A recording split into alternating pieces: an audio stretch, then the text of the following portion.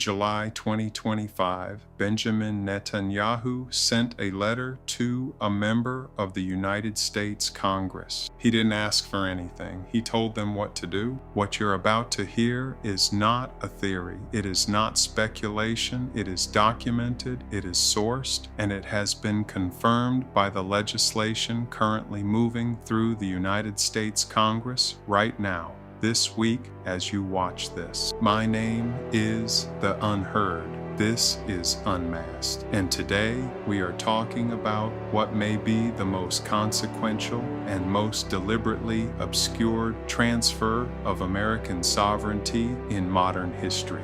We are talking about a vote at the United Nations, 123 nations on one side and 3 on the other, where the United States and Israel stood together to say that what was done to Black people does not deserve to be called the worst thing humanity has ever produced. And we are going to connect every single one of those dots because they are all the same story. Segment 1. The letter they don't want you to read. Let's start at the beginning. For years, certain members of Congress have been saying that the United States should stop sending military aid to Israel, that American taxpayer dollars should not fund weapons used to kill civilians. It sounded like opposition. It wasn't, because here is what was happening behind the scenes while that conversation was being performed for the public. Benjamin Netanyahu, the Prime Minister of Israel, sent a formal letter to a United States congressman. In that letter, he wrote, "I was glad to receive your proposed congressional resolution endorsing my plan to shift the framework for U.S.-Israel defense cooperation from aid to partnership." Read that again. His plan, not a response to American policy, not a reaction to congressional pressure. Netanyahu's letter makes clear this legislation originated with him, a foreign head of state authored American law. He continued, "I am heartened by your enthusiastic support for our plan to develop a new memorandum of understanding that will replace aid with a new framework of joint defense cooperation, co-development, co-production, and mutual investment in areas including advanced missile defense, artificial intelligence, and cybersecurity." That letter became Section 224 of the fiscal year 2027 National Defense Authorization Act, the NDAA, the annual bill that sets all U.S. military policy. It passed out of the House Armed Services Committee. Democrats joined Republicans to reject an amendment that would have stripped it from the bill. The only bipartisan opposition came from Representative Ro Khanna on the left and Representative Thomas Massie on the right, 2 members who understood exactly what they were looking at. Everyone else voted to keep it. Segment 2. What Section 224 actually does? Now, the people promoting this legislation have a carefully prepared response. Their talking points say Section 224 does not merge the U.S. and Israeli militaries. They say it increases oversight. Note who published those talking points. AIPAC, the American Israel Public Affairs Committee, the same organization that spent over $100 million in the 2024 elections. So let's set aside the PR document and look at what the provision actually does. Section 224 would formally establish the United States-Israel Defense Technology Cooperation Initiative. It would require the Secretary of Defense to designate a Pentagon executive agent responsible for coordinating and expanding U.S.-Israel defense technology cooperation. Here is what that means in plain language. Under the current framework, aid is subject to congressional oversight. It is subject to the Leahy Law. It is visible. It is on the record. Section 224 moves the relationship out of that visible framework and into the classified machinery of defense acquisition. It moves into opaque defense contracts where oversight is minimal. And sitting at the center of that darkness, Lockheed Martin, Boeing, Northrop Grumman, RTX, and their Israeli equivalents, defense contractors permanently embedded in a classified joint framework. As the analyst put it, and I want you to sit with this image, Israel will be the 51st state, a privileged state, premier inside everything, hooked by an umbilical cord of security. A poll in May 2026 found that only 16% of Americans want the U.S. to keep supplying Israel with weapons without restriction. The American people don't want this. Their representatives voted for it anyway. Segment 3, who paid for this Congress? How do you get elected representatives to advance the agenda of a foreign government against the will of their constituents?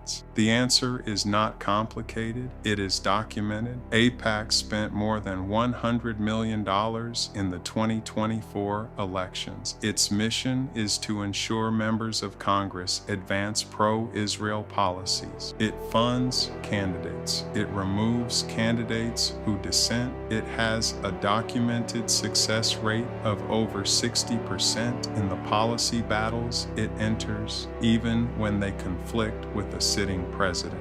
When Netanyahu stood before a joint session of Congress in 2015, members gave him standing ovation after standing ovation. He called the Americans protesting his presence traitors, and Congress applauded.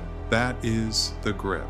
That is what money buys. Thomas Massey was defeated in a primary after being targeted. Something is fracturing on the right. Something is fracturing on the left. Segment 4, 123-3, the vote that tells you everything.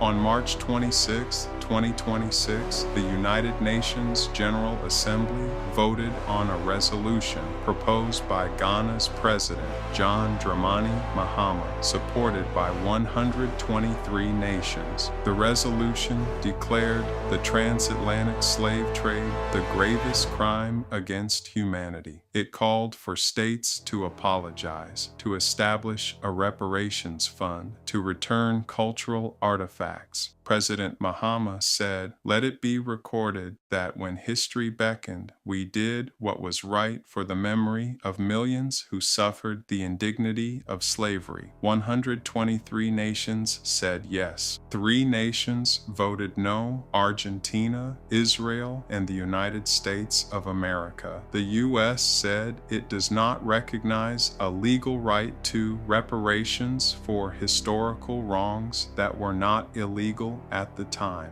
Israel's explanation was identical, that defining the slave trade as the gravest crime creates a hierarchy of atrocities and that it would diminish other historical suffering. Read that carefully. The United States and Israel, now merging their military infrastructure, stood together and said, "We will not acknowledge that what was done to African people was the worst thing humanity has ever done."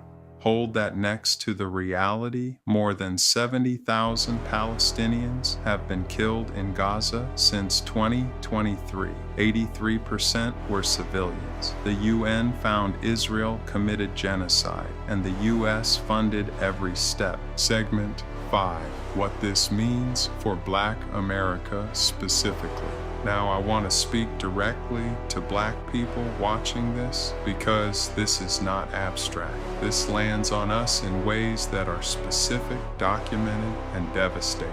the United States enslaved African people for 246 years, then subjected them to 100 years of Jim Crow, then economic warfare through redlining, mass incarceration, and stripping black wealth. Black Americans have never been compensated. H.R. 40, the bill to study reparations, has been introduced every Congress for 35 years and has never received a floor vote. And now the government said no. The U.S. said it wasn't illegal at the time. Let that land. Kidnapping, branding, rape, and commodification were not, in their legal view, something for which redress is owed, because it wasn't illegal. By that logic, the Holocaust would carry no legal claim, but no one makes that argument about Jewish suffering because Jewish suffering has a lobby. Black suffering has a history. Every dollar that flows into Section 224, into that opaque joint defense machinery,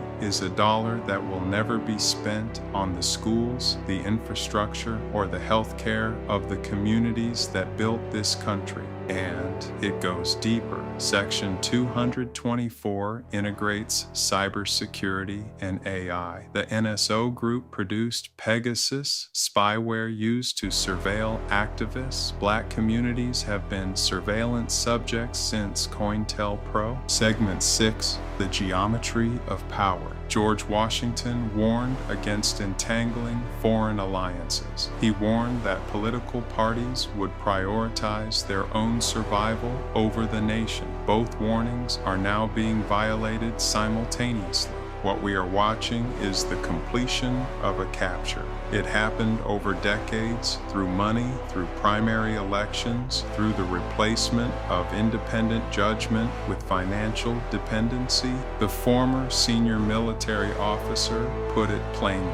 Netanyahu bought the United States Congress, literally, through a decades-long investment in the political careers of people who would advance his agenda, and the American people are left holding the bill. Not just the financial bill, the moral bill, a country whose foreign policy is authored in Jerusalem, a country that funds a genocide. Here is what you do. First, contact your representative. The Capitol switchboard is 202-224-3121. Ask where they stand on Section 224. Ask if they received AIPAC funding. Make them answer. Second, pay attention to language. When politicians say they oppose sending aid, ask them if they support Section 224. Aid and partnership are not the same thing. Do not let the frame go unchallenged. Third, understand the connection. The UN vote and the NDAA vote are the same story. The unheard exists because these connections don't get made in the mainstream. The dots are kept separate on purpose. We are done being confused. My name is the Unheard. This is Unmasked. What they won't say, what you need to know.